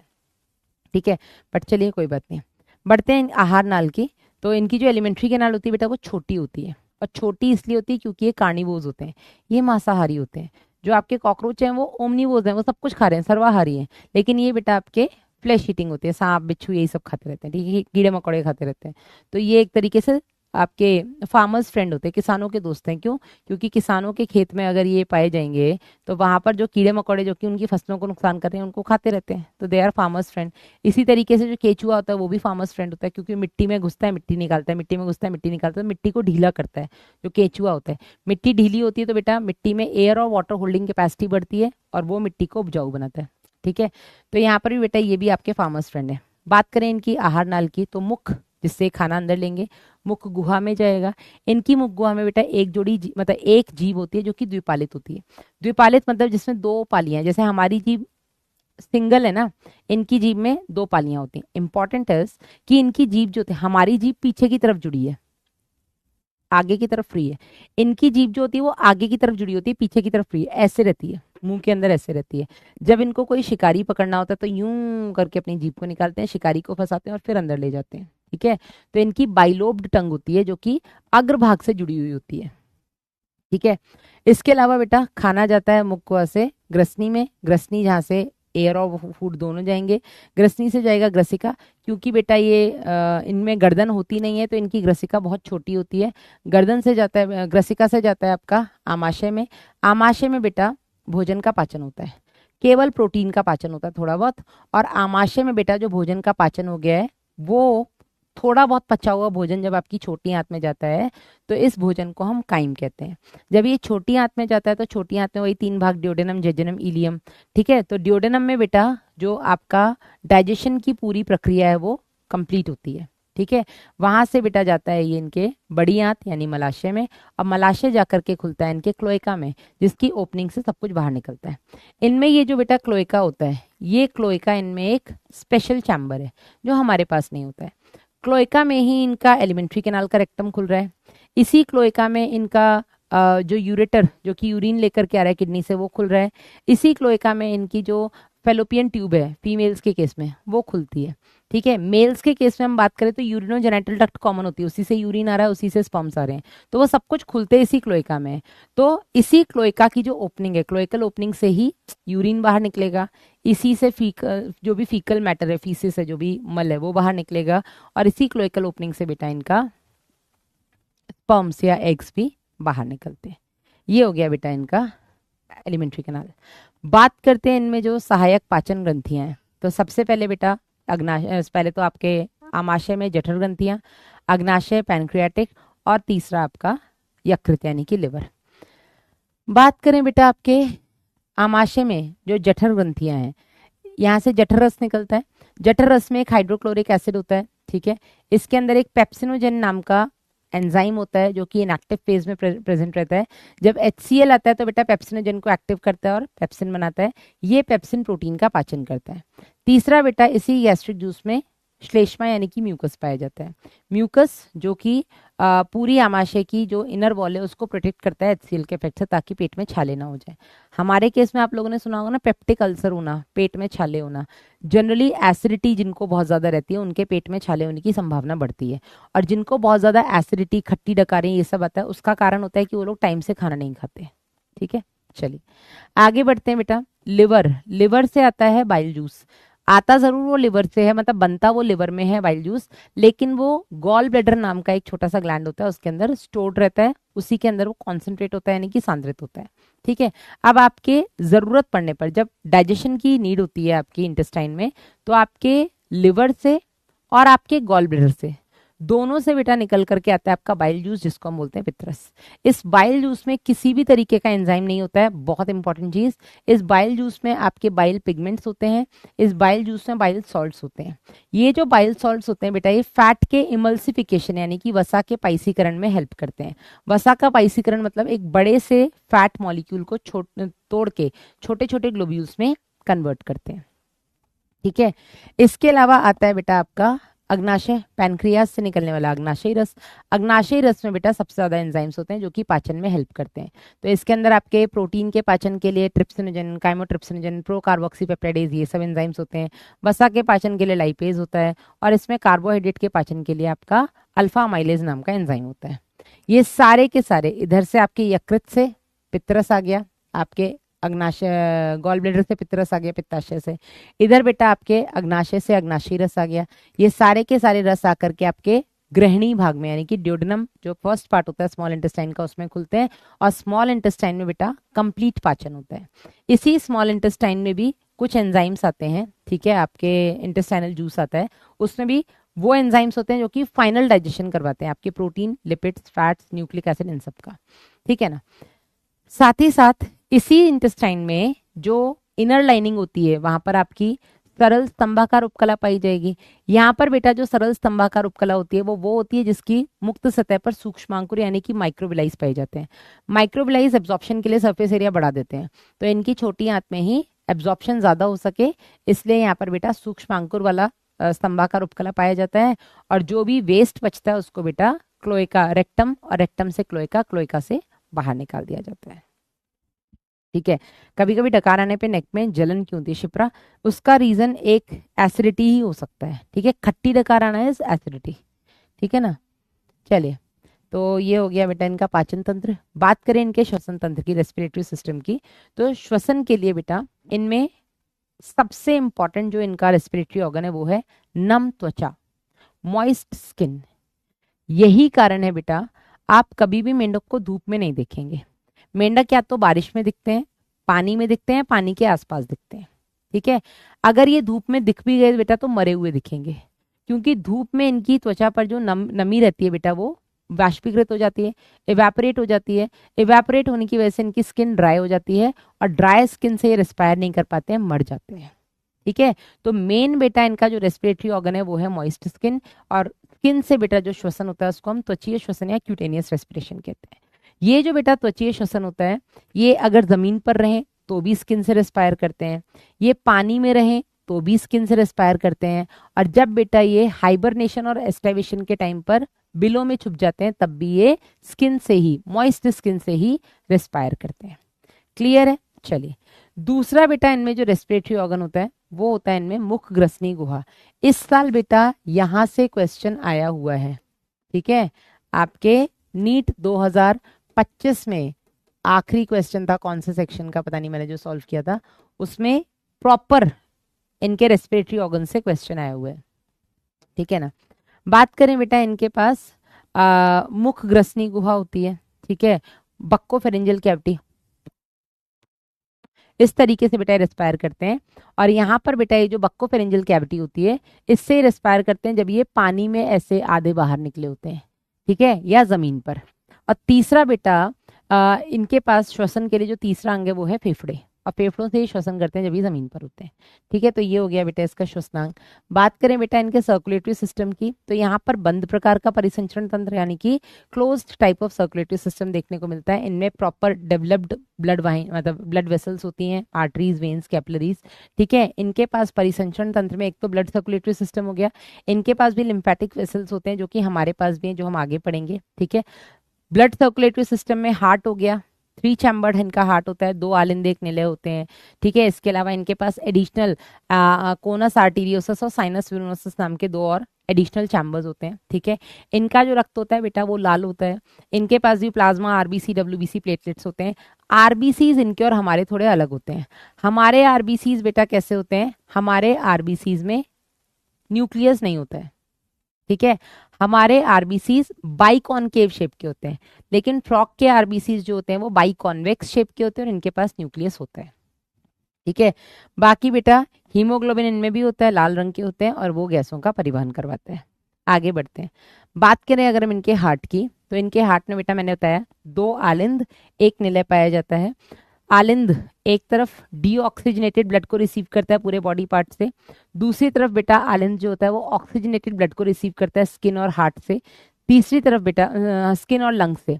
और दोनों आलिंद में जो डीऑक्सीजनेटेड और ऑक्सीजनेटेड ब्लड आया बेटा वो आकर के निलय में मिक्स हो जाता है। तो निलय से जो ब्लड बाहर निकलता है वो होता है बेटा आपका मिश्रित, यानी कि उसमें ऑक्सीजन भी है बढ़िया और कार्बन डाइऑक्साइड भी है। अब एडिशनल चैम्बर्स जो है बेटा इसमें, जिनको हमने बोला कि साइनस विनोसस या शिराकोटर, कोनस आर्टीरियोसस या धमनी शंकु। ये जो बेटा साइनस विनोसस है एक्चुअल में देखो ये होता है, इनकी बॉडी में पूरी बॉडी से जो डीऑक्सीजनेटेड ब्लड आता है बेटा वो आपके साइनस विनोसस में आता है। ठीक है, हमारी बड़ी बड़ी महाशिराएं सीधा आके आलिंद में खुल जाती हैं, दाएं आलिंद में। इनकी बेटा जो भी बड़ी बड़ी वेना कावा हैं वो डीऑक्सीजनेटेड ब्लड को लेकर के कहाँ खुलती हैं, आपके साइनस विनोसस में। ये साइनस विनोसस से डीऑक्सीजनेटेड ब्लड दाएं आलिंद में जाता है, दाएं आलिंद से निलय में जाता है। वहीं बेटा फेफड़ों और त्वचा से जो ऑक्सीजनित रक्त आता है वो बाएं आलिंद में आता है, बाएं आलिंद से निलय में जाता है। निलय से मिश्रित होकर के बेटा ये सीधा ब्लड में मतलब महाधमनी में नहीं जाता है, ये पहले जाता है कोनस आर्टीरियोसस यानी कि धमनी शंकु, धमनी शंकु से सभी अंगों में जाता है, वहीं से त्वचा में जाता है, बाकी अंगों में जाता है, बाकी अंगों से बेटा ये आ जाता है आपके महाशिरा में, और त्वचा से भी ये बाएं आलिंद में ऑक्सीजनित होकर। ठीक है, हाँ ये आपके अर्जुना के नोट्स नहीं है हिमांशु, मैं पहले ही बोल चुकी हूँ, अब पता लग रहा है इतनी देर में। बाकी हमारे हार्ट के कवरिंग को भी हम पेरिकार्डियम बोलते हैं, इनके हार्ट की कवरिंग को भी हम पेरिकार्डियम बोलते हैं। इंपॉर्टेंट एक और चीज बेटा इसमें यह है कि जो शिरा कोटर होता है वो ऊपर की तरफ पाया जाता है, और जो कोनस आर्टीरियोसस होता है वो नीचे की तरफ। ये बहुत इंपॉर्टेंट है, ठीक है ना। ये जो आपका धमनी शंकु होता है ये नीचे की तरफ, शिरा कोटर पृष्ठ डॉर्सली ऊपर की तरफ पाया जाता है। ठीक है, इनका हार्ट पेशी जनित होता है हमारी तरह, ये भी नहीं सुनते अपने दिमाग की। चलिए आगे बढ़ते हैं बेटा, पोर्टल सिस्टम इनमें देखने को मिलते हैं। इनमें पोर्टल सिस्टम होता क्या है, ये वो शरारती बच्चा है जो घर से स्कूल जाता है लेकिन स्कूल से सीधा घर नहीं आता है, स्कूल से अपने दोस्त के यहाँ जाता है, वहां कलाकारी करके फिर घर आता है।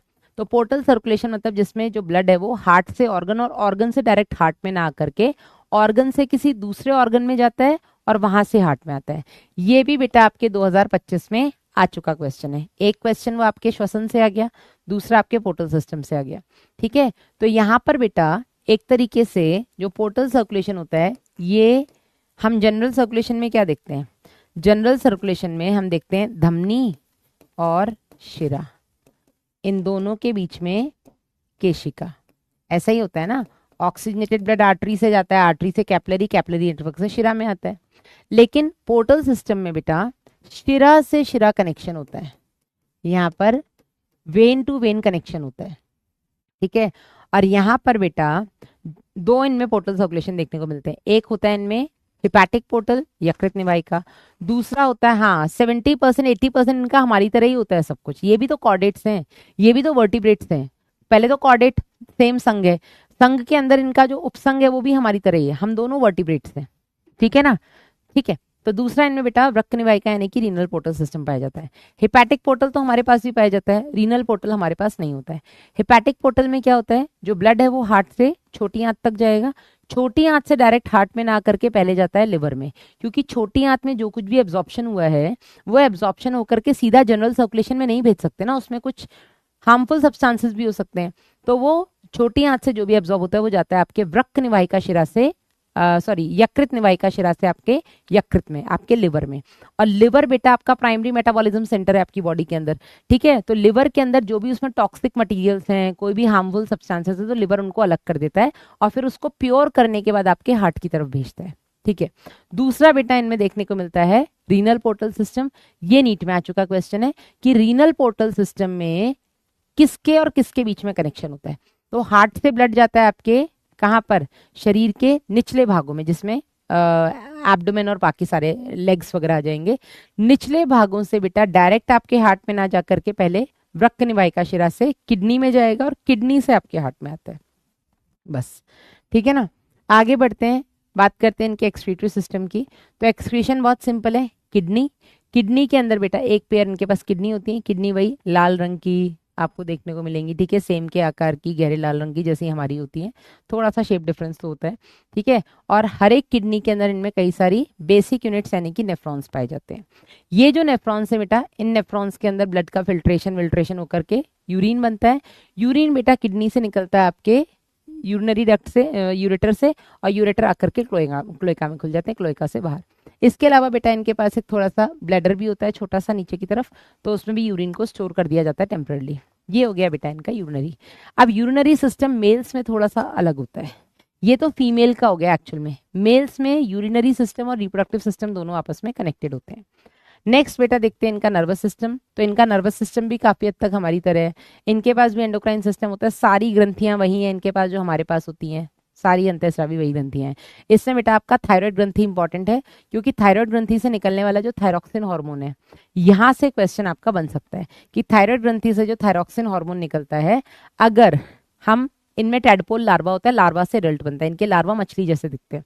क्वेश्चन ये आ सकता है और आएगा भी, जब आप क्वेश्चन प्रैक्टिस करेंगे तो वहां पे आपको मिलेगा कि अगर बेटा आप टैडपोल लार्वा या मेंढक का जो लार्वा है उस लार्वा की थायराइड ग्रंथि निकाल दोगे तो क्या होगा। अगर आप मेंढक के लार्वा की थायराइड ग्रंथि निकाल देंगे तो थायरॉक्सिन हार्मोन नहीं आएगा। थायरॉक्सिन हार्मोन नहीं आएगा तो बेटा लार्वा से एडल्ट नहीं बन पाएगा, वो पूरी जिंदगी लार्वा अवस्था में ही जिएगा और मर जाएगा। ठीक है, बाकी सारी ग्रंथियां वही हैं जो हमारे पास है। नर्वस सिस्टम की अगर हम इनकी बात करें तो नर्वस सिस्टम में केंद्रीय तंत्रिका तंत्र, जिसमें ब्रेन और स्पाइनल कॉर्ड आता है। नर्वस सिस्टम में परिधीय तंत्रिका तंत्र, परिधीय तंत्रिका तंत्र में इनका सारी तंत्रिकाएं आ जाएंगी, कपाली तंत्रिकाएं, मेरु तंत्रिकाएं। हमारे पास 12 जोड़ी कपाली तंत्रिकाएं, 31 जोड़ी मेरु तंत्रिकाएं होती हैं। इनके पास दोनों ही बेटा 10-10 जोड़ी होती है, इंपॉर्टेंट है। फिर आते हैं इनका स्वायत्त तंत्रिका तंत्र, ऑटोनॉमिक नर्वस सिस्टम, सिंपैथेटिक और पैरासिम्पैथेटिक।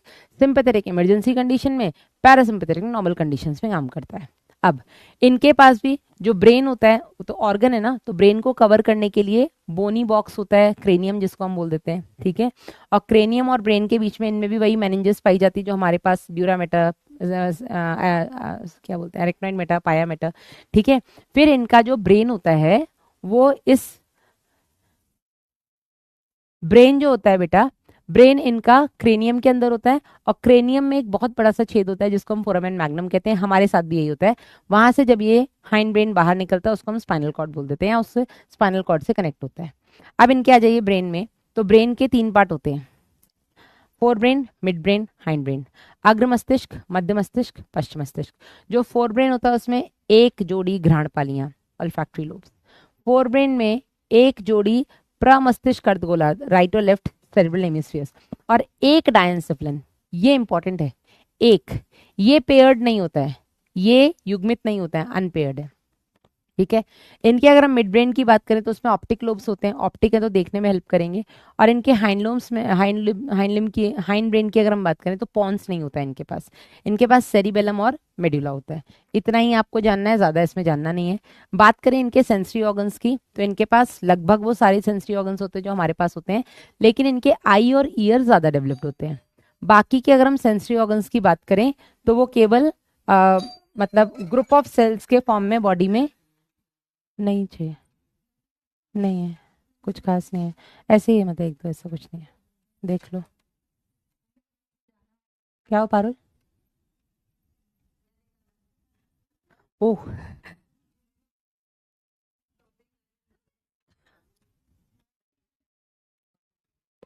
गोवा।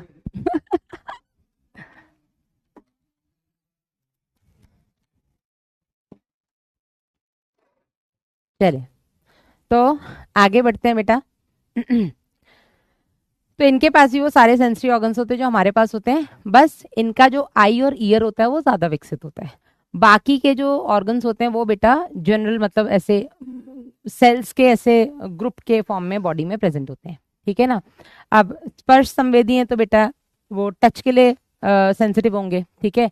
घ्राण सूंघने के लिए, ठीक है।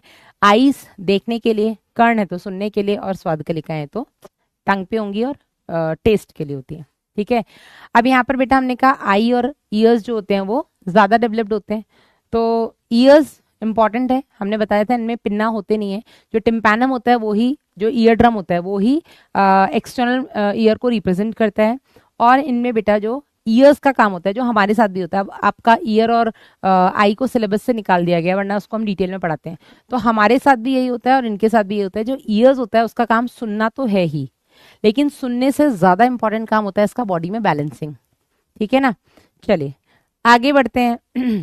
रिप्रोडक्टिव सिस्टम, मेल फीमेल, ये भी आपके यूनिसेक्सुअल होते हैं, मेल्स अलग होते हैं, फीमेल्स अलग होते हैं। मेल्स की अगर हम बात करें, मेल्स में अगर हम बात करें तो मैंने कहा इनका रिप्रोडक्टिव और यूरिनरी ट्रैक्ट दोनों आपस में कनेक्टेड है। फीमेल्स में ऐसा नहीं है, फीमेल्स में किडनी अलग है, ठीक है। एक एक पेयर इनके पास ओवरीज होती हैं, ठीक है। ओवरी से एग्स बन के निकलेंगे, ये फेलोपियन ट्यूब हो गई पूरी दोनों तरफ की, जो कि एग्स को कलेक्ट करेगी। दोनों फेलोपियन ट्यूब आकर के क्लोएका में खुलेगी, वहां से एग्स बाहर रिलीज होंगे। एक बार में एक फीमेल 2500 से 3000 एग्स को पानी में रिलीज करती है, जिसके ऊपर जो मेल्स होते हैं वो स्पर्म्स रिलीज कर देते हैं, फर्टिलाइज करते हैं। फर्टिलाइज करने के बाद टेडपोल लार्वा बनता है, लार्वा से एडल्ट बनता है, और लार्वा से एडल्ट बनने के लिए थायरॉक्सिन चाहिए कायांतरण यानी कि मेटामॉर्फोसिस के लिए, ठीक है ना। इसके अलावा बेटा मेल्स में अगर हम बात करें तो यहाँ पे इंपॉर्टेंट है बिडर्स कैनाल, ये इंपॉर्टेंट है, ठीक है। बिडर्स कैनाल केवल और केवल मेल्स में पाई जाती है, फीमेल्स में नहीं, ठीक है ना। तो मेल्स के केस में जो किडनीज हैं वो टेस्टीज, सॉरी, जो किडनीज है वो टेस्टीज के पास, या टेस्टीज किडनीज के पास लोकेटेड होती है। टेस्टीज की जो कवरिंग है उसको हम मिजोरकियम बोल देते हैं। टेस्टीज के ऊपर आपको फैट बॉडीज देखने को मिलेंगी, वही फैट बॉडीज हैं जहाँ पर फैट स्टोर्ड होता है इमरजेंसी के लिए, ठीक है। जो आपके टेस्टीज हैं यहाँ पर स्पर्म्स बनेंगे और आपके वासा एफ्रेंशिया से ये आ जाएंगे, खुलेंगे। आपके वासा एफ्रेंशिया खुलती है आपके इसमें किडनी के अंदर बिडर्स कैनाल में। बिडर्स कैनाल बेटा स्पर्म भी लेके आएगी, इसी बिडर्स कैनाल में आपके जो नेफ्रॉन्स हैं वो यूरिन भी डालेंगे, और इसको बेटा हम यूरिनोजेनाइटल डक्ट बोलते हैं, ठीक है। तो मेल्स के क्लोएका में यूरिनोजेनाइटल डक्ट आकर के खुलती है। फीमेल्स के केस में यूरिन अलग खुलेगा, यूरेटर अलग खुलेगा, और जेनाइटल डक्ट यानी कि फेलोपियन ट्यूब अलग खुलेगी, और क्लोएका ओपनिंग से बाहर। दिस इज इट, ठीक है। तो यहाँ पर खत्म होता है आपका कॉकरोच एंड फ्रॉग।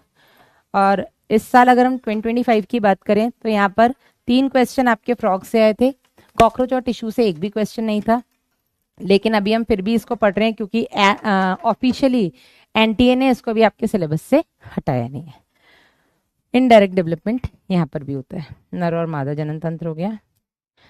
मेंढक की इंपॉर्टेंस है, पहला तो मैंने आपको बताया कि ये आपको फार्मर्स के फ्रेंड होते हैं, ठीक है, क्योंकि खेतों में जो भी कीड़े मकोड़े उनको खा जाएंगे, तो एक तरीके से पेस्ट कंट्रोल कर रहे हैं। दूसरा बेटा मैंने बताया चाइना जैसे देशों में इनके जो हाइंड लिम्स होते हैं वो क्योंकि ज़्यादा मस्कुलर होते हैं, हैवी होते हैं, तो वो खाने में यूज़ आते हैं। और तीसरा बेटा ये हमारी फूड चेन में या फूड जो वेब्स होते हैं ना, खाद्य श्रृंखलाएं, खाद्य जाल, उसमें बेटा एक बहुत इंपॉर्टेंट स्टेप है, ठीक है, उसमें एक बहुत इंपॉर्टेंट ट्रॉपिक लेवल बनाते हैं और ये हमारे इकोलॉजिकल बैलेंस को बनाए रखने में इंपॉर्टेंट रोल निभाते हैं। अगर सारे फ्रॉग्स खत्म हो जाएं तो फ्रॉग्स जिन कीड़ों को खाते हैं उनकी संख्या बहुत बढ़ जाएगी और फ्रॉग्स को जो कीड़े खाते हैं उनकी संख्या घट जाएगी क्योंकि उनको खाना नहीं मिलेगा। फिर उनकी घटेगी तो उनके ऊपर वाले ट्रॉपिक लेवल्स भी घटते चले जाएंगे। इसीलिए बेटा इकोलॉजिकल बैलेंस में ये बहुत इंपॉर्टेंट रोल प्ले करते हैं, ठीक है। दिस इज इट, सिलेबस मतलब ये चैप्टर हमारा खत्म है। नेक्स्ट क्लास में बेटा हम लोग breathing and exchange of gases को कंटिन्यू करेंगे, ठीक है। श्वसन एवं गैसों का विनिमय तो आप पढ़ के जाइए। हाँ, भोजन के रूप में लपेट लिए जाते हैं, सही बात है। ये इंसान नहीं लपेटेगा तो जानवर तो लपेट ही रहे हैं इको सिस्टम में, ठीक है ना। बाकी अपना ध्यान रखिएगा, मिलेंगे बेटा नेक्स्ट ट्यूसडे नए चैप्टर के साथ। Till then bye bye, take care. हाँ और बताओ कनक, आकांक्षा सारी पंचायत यहीं कर लेना, ठीक है, छोड़ मत देना कुछ। एक क्लास मिलती है मैडम अब तो हफ्ते में, कैसे छोड़ दें। अरे यार गाना वाना छोड़ो, क्वेश्चन भी लाओ बेटा। कैलाश एक ही चीज हो सकती है, या तो क्वेश्चन हो सकते हैं या थ्योरी हो सकती है, दोनों तो नहीं हो सकते क्योंकि एक चैप्टर के वन शॉट कराने में भी टाइम लगता है ना। क्वेश्चंस आप प्रैक्टिस करो अब इसके बेस पे, सारे सारे डीपीपीज लगाओ, मॉड्यूल के क्वेश्चंस लगाओ, पीवाई क्यूज लगाओ। अपना ध्यान रखो, बाय बाय।